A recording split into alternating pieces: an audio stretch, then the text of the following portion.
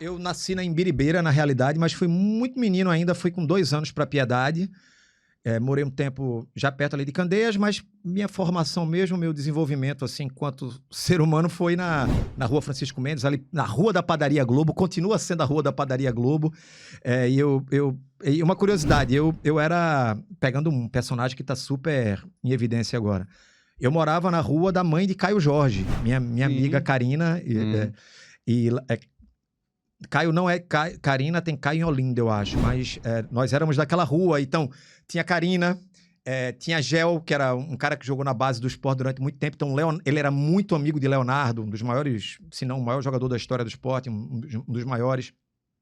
Leonardo passava muito lá na minha rua, que não era uma rua assim tão movimentada, era uma rua de terra, rua que nós jogávamos bola na frente do prédio, mas uma rua que tinha essas curiosidades aí, a mãe de um jogador de seleção brasileira, onde morava um jogador do esporte, em que quase todo santo dia passava um dos caras que se tornaria um dos maiores da história do esporte. Então a Rua Francisco Mendes tinha essa ligação com o esporte, né, com o futebol.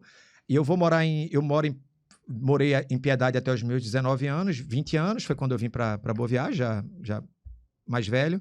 E aí foi infância massa, assim, jogar muita bola na rua. E sair da escola correndo para casa para ver o Globo Esporte. Literalmente porque eu estudava no Colégio Ângulo, que era bem pertinho da minha casa, dava acho que não chegava nem a 1 quilômetro.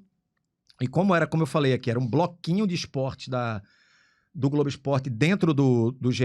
E se perdesse ali, não tinha como ver, naquela época, quando você faz um recorte no tempo, vamos lá, vou jogar lá para trás 30 anos. Assim, 30 anos não é tanta coisa assim de tão absurdo, não é uma distância tão absurda, mas para o que a gente faz hoje, para a televisão, para a comunicação, é um tempo assombroso, assim, né? Parecem 30 séculos.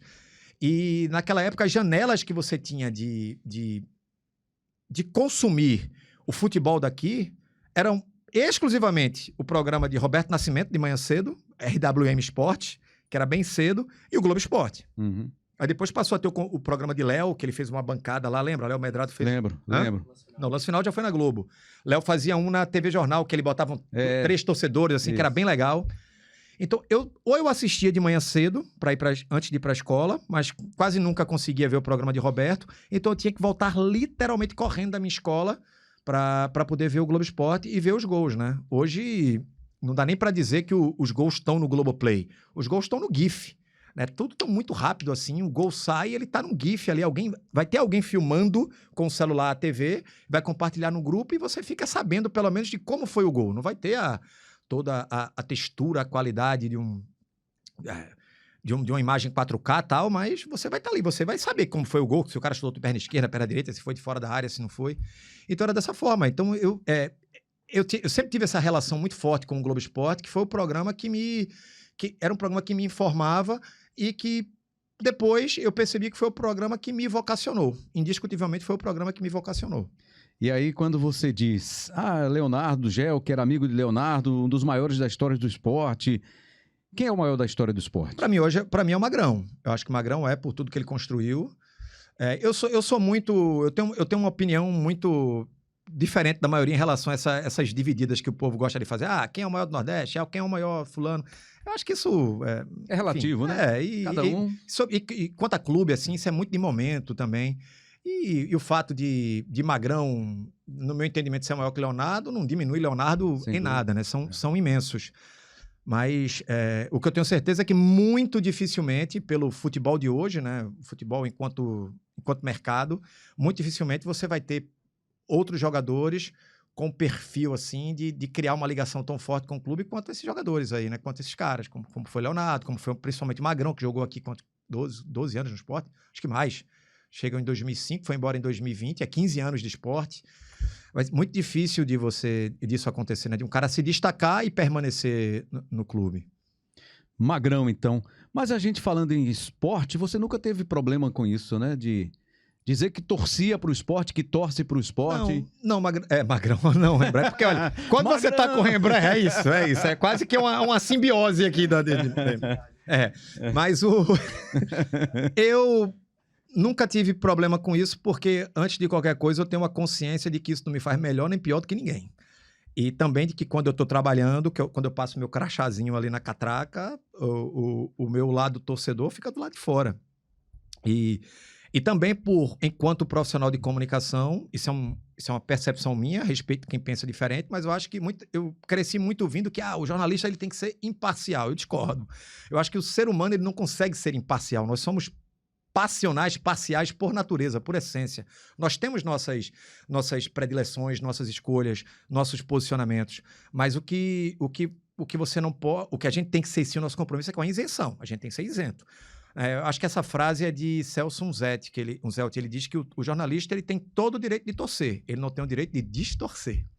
E eu acho que é por aí. Então, eu nunca tive problema de dizer assim, assumir, de falar o clube que eu torço, porque isso não me projeta, e muito menos me diminui enquanto profissional e nem me faz melhor nem pior do que ninguém. Mas, claro, que algumas coisas aconteceram no caminho aí que ajudaram ainda mais para que eu não vou dizer que sustentasse, mas que eu facilitasse essa minha apresentação assim de uma maneira mais amplificada, porque quando eu me torno apresentador, eu já era um cara, assim, um profissional de vídeo, que eu já tinha uma casca popular, né? uma percepção, um entendimento, um envelope popular, que a galera já me reconhecia muito pelo Caldinho, né? Que é o quadro que a gente tem no Globo Esporte há 10 anos, que até hoje, eu vim para cá gravar com vocês, peguei um carro lá na TV, quando eu entrei no carro, o motorista falou para mim, Thiago do Caldinho. Então, assim, então isso facilitou muito também, eu já, quando eu me tornei apresentador, eu já era um profissional humanizado, assim, então isso não me dificulta em nada, eu torço muito menos do que eu torci lá atrás, porque quando você passa a trabalhar e entender como as coisas funcionam, e você tem a visão profissional daquilo tudo, aquilo passa a não te impactar tanto, mas eu me divirto bastante, porque hoje eu acompanho de uma forma assim diferente, né? Junto com meu filho, Gabriel, que é muito torcedor, assim, eu espero que Luca não seja como o Gabriel é, que Gabriel daqueles de sofrer muito mesmo, assim, de ficar mal. Então, eu curto muito dessa forma, assim, minha ligação hoje, quando eu tô de folga, se é para ir para um jogo, eu só vou se for com ele, senão eu prefiro ficar no conforto da minha preguiça em casa mesmo. Mas você não faz nada para diminuir, digamos assim, esse sofrimento de Gabriel, por exemplo? Porque você conhece como é que funcionam os bastidores do futebol, né? Será que eu conheço mesmo, Rembrandt? Eu tenho uma ideia, assim, né? Eu falo para ele, mas isso é uma coisa tão particular, né? A minha mãe, quando vê Biel, meu filho, assim, às vezes sofrendo, ele tem sofrido muito na mão do esporte, né? Porque não tem sido fácil não ser pro esporte. E ele tem 14 anos, só pegou essa fase de lapada que o esporte tem levado. Aí, às vezes ele tá chateado lá, pé da vida, minha mãe quando vê fica assim, meu Deus, igualzinho a tu.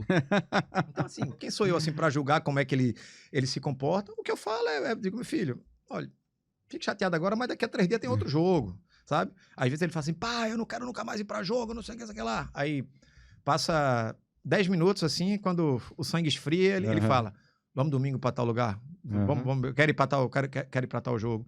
Então, assim, eu queria que ele não se intoxicasse tanto. Mas eu sei que também isso é uma fase mais na frente, talvez, até com tanta porrada que ele tem levado, ele aprenda a medir mais, assim, né? Dar uma equalizada aí nesse sentimento.